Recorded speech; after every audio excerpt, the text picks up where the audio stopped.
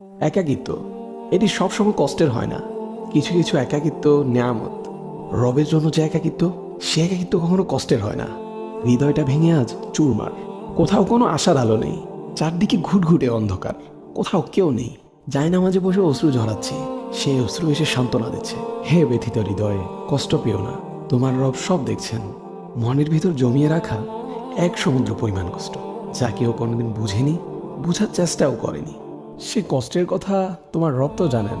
তিনি তোমার সহায় হয়েছেন বলেই তো তোমায় একাকিত্ব দিয়েছেন, যাতে তোমার কষ্টের কথা তোমার রবের কাছে বলে হালকা হতে পারো, তোমার দুশ্চিন্তার কথা রবকে বলে নিশ্চিন্ত হতে পারো। হে ব্যথিত হৃদয়, তুমি কি জানো না তোমার রব যে অসম্ভবকে সেকেন্ডের মধ্যেই সম্ভব করতে পারেন? তাহলে একাকিত্বকে তুমি কেন ভয় পাও?